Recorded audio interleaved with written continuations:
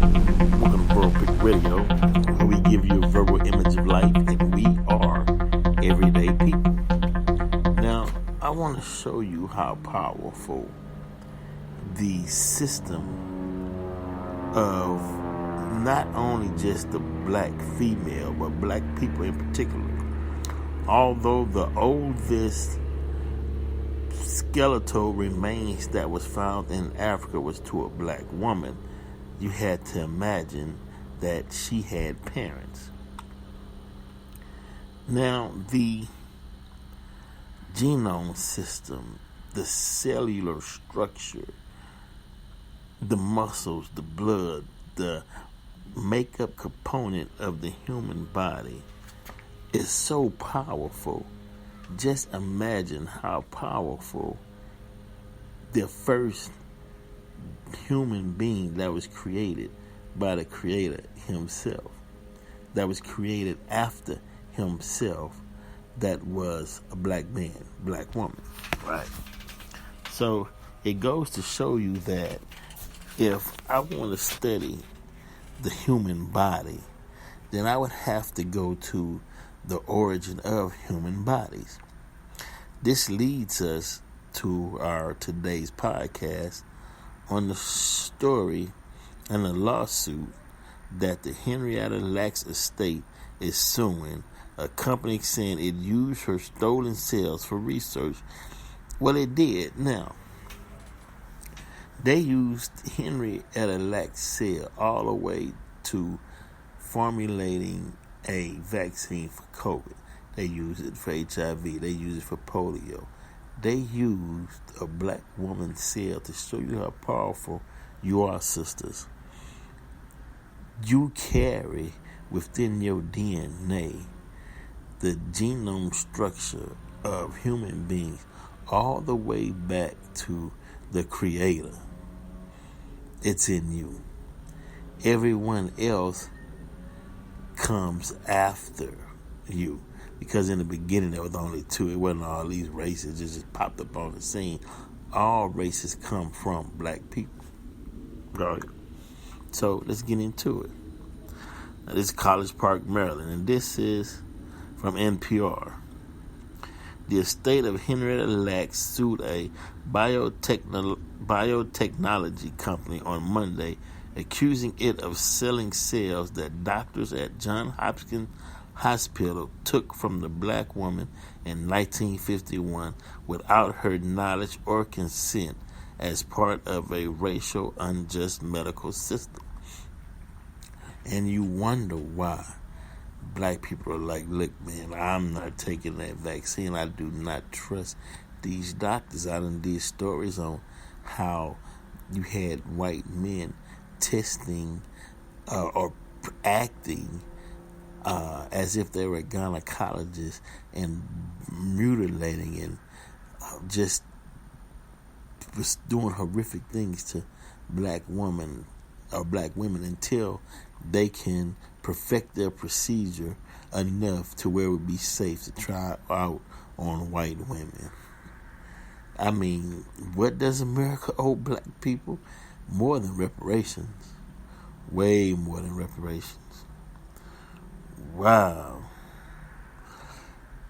Tissue taken from the woman's tumor before she died of cervical cancer became the first human cells to be successfully cloned, reproduced infinitely ever since HeLa cells, come from Henrietta Lacks, HeLa cells, have become a cornerstone of modern medicine.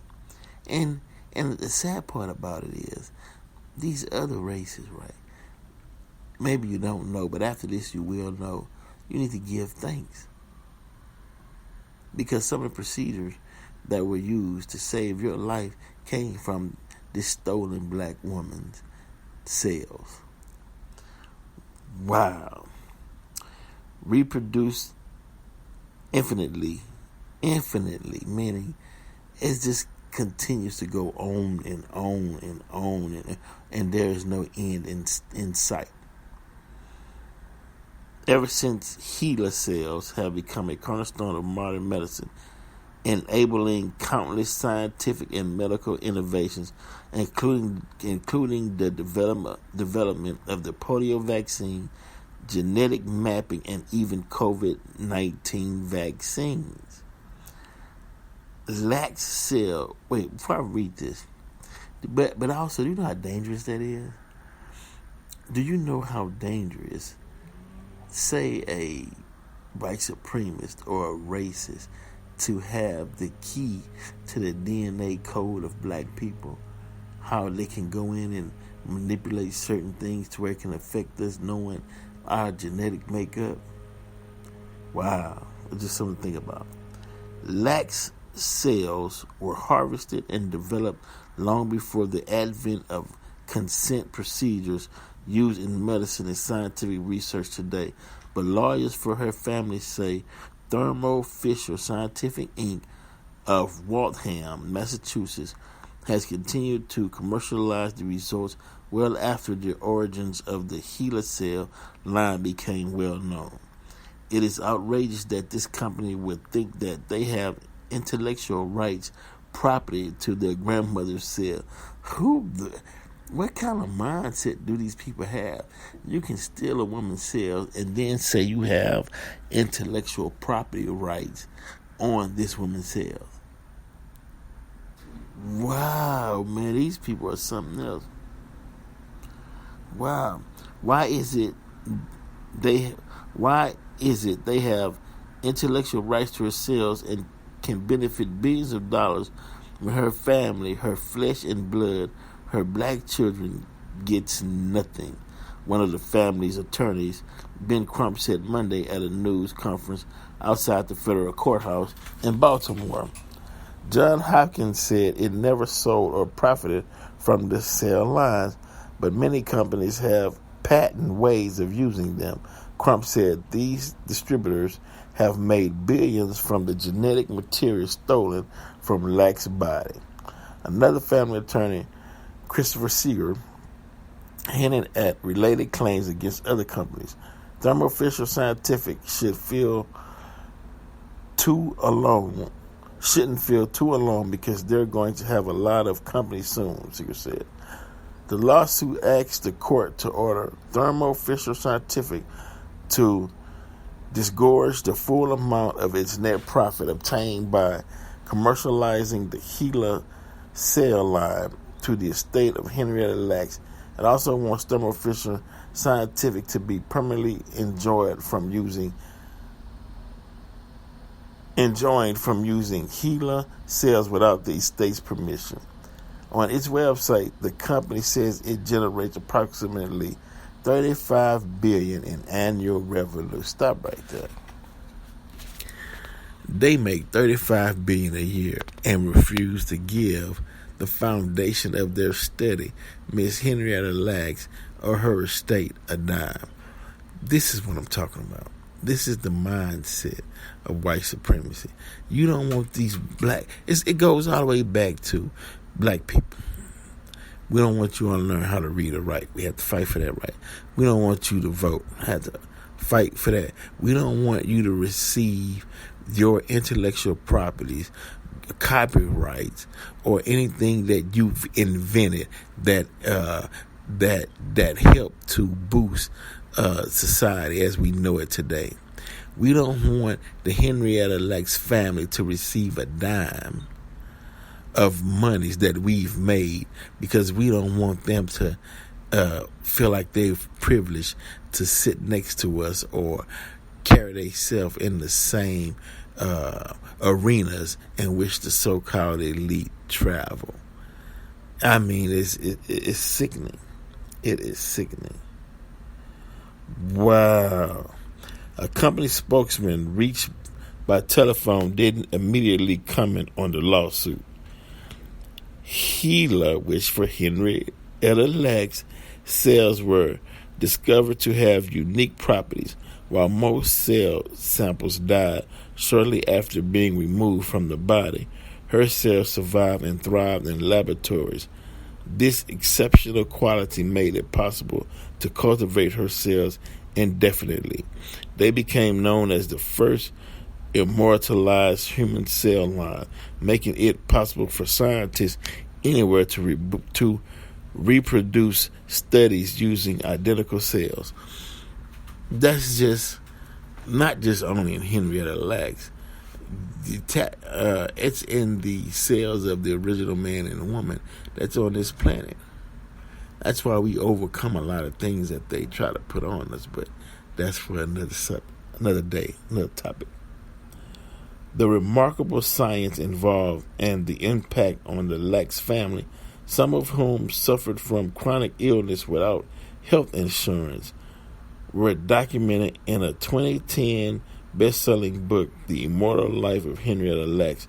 Oprah Winfrey portrayed her daughter in an HBO movie about the story. The lawsuit was filed exactly 70 years after the day she died, on October 4th, 1951. And today, yesterday, 2 days ago, was her anniversary of her death, October 4th, 1951. 70 years ago, October 4th, 2021. Wow.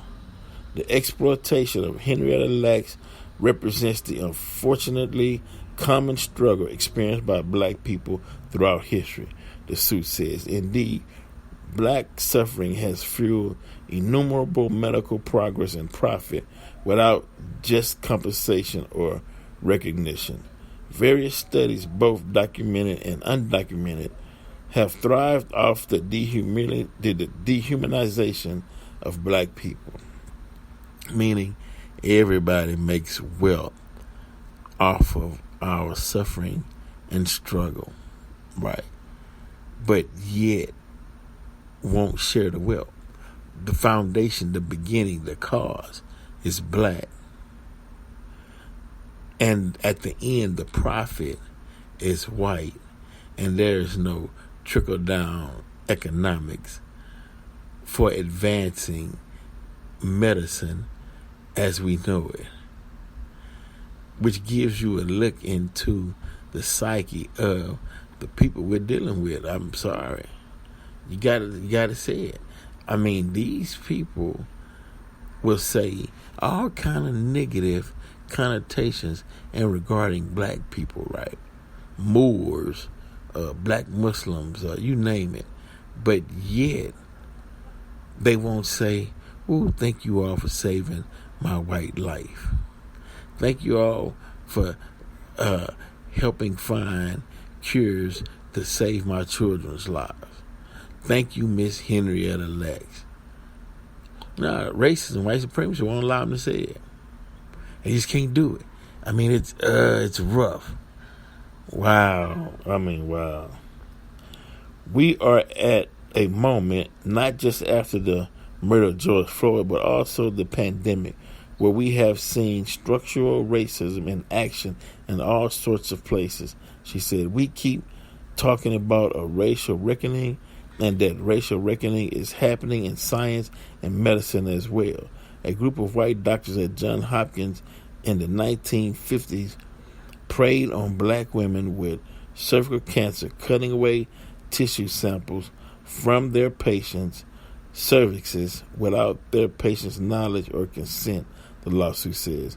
Johns Hopkins Medicine says it reviewed its interaction with Lacks and her family over more than 50 years after the 2010 publication Rebecca Skloot's book. It says it has never sold or profited from the discovery or distribution of HeLa cells and does not own the rights to HeLa cell line, but it has acknowledged an ethical responsibility. Crump, a Florida-based civil rights attorney, has risen to national prominence, representing the families of Trayvon Martin, Michael Brown, Breonna Taylor, George Floyd, black people whose deaths at the hands of police and vigilantes helped revitalize a national movement towards police reform and racial justice. We don't want to get into that. We'll just look. One of Henrietta Lacks' grandsons, Lawrence Lacks Jr., said at Monday's news conference that the family is united behind the case. It's about time, said another grandson, Ron Lacks, 70 years later, we mourn Henrietta Lacks, and will celebrate taking back control of Henrietta Lacks' legacy. This will not be passed on to another generation of Lacks. Look. Well, that's one of the most powerful statements that could have been said.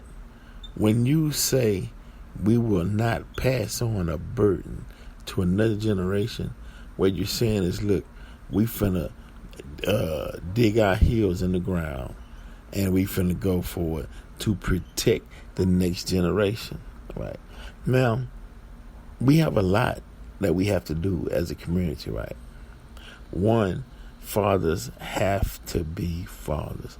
Look, sisters, you may hate him. You may say he's a bum. You may say he don't have any money. He don't deserve to come around the kids and all that. But you chose him. You slept with him. And so what? If he don't have any money, right, at least let him come by and talk to your child about life. At least let him read the child a book. At least let him take him out fishing. Something. You don't know how priceless that is. It's not always monetary, but yet money does matter. Diapers got to be bought, car seats, clothes, milk, formula, food. So yes, we daycare. We know, right? So brothers, don't lay down with a female if you don't have a job or monies to take care of that child if she becomes pregnant. Because I'm going to tell you why.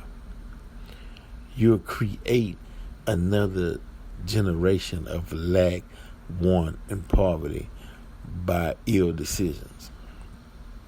Right? You'll create another pipeline to the prison industry. Right? 16 years old, you should be learning not only just what you learn in school, but learning how to maintain, sustain, and be independent and take care of yourself. Fun is fun. But y'all all know we as black people, we got to grow up fast. So you got to get it fast. You can't wait till you're 25 and say, okay, it's time for me to get my life together. Too late. You got to start getting your life together when you're 16, partner. Start planning your future, what college you want to go to, or what entrepreneurship you want to have, and then you researching everything you can about it. Right? You planned up until age 0 to 16. You got 16 years of play. After that, it's time to get on it. You got to make something happen. You know why? Because time moves fast, and before you know it, you wait until you're 25 to get your life right. Then all of a sudden, you know you're 40. Then next thing you know, you're old. People want to kick you out the house. You don't have no money for this. And then you know you're on the streets or you're in jail. Nobody wants you around because you're not cute no more. When you're young, 5 and 6, 13, 14, you get in a little trouble, or you ask people for money, whatever. They'll take care of you because you're young and you're cute and you still got your innocence and everybody want to hug on you. But after you get 16 and up into 17, you just an old, dirty, dusty individual that people want you to get out there and make something of yourself or get out their face. All the boyishness and babiness is gone, right? So spread the word. This is Verbal Pick Radio, and we're out reminding you, Black's Journey is on FlexNet TV on the Black and Brown channel. And you can also watch it on vcmfilms.gumroad.com. That's VCMFilms with an S. .gumroad.com. And we out.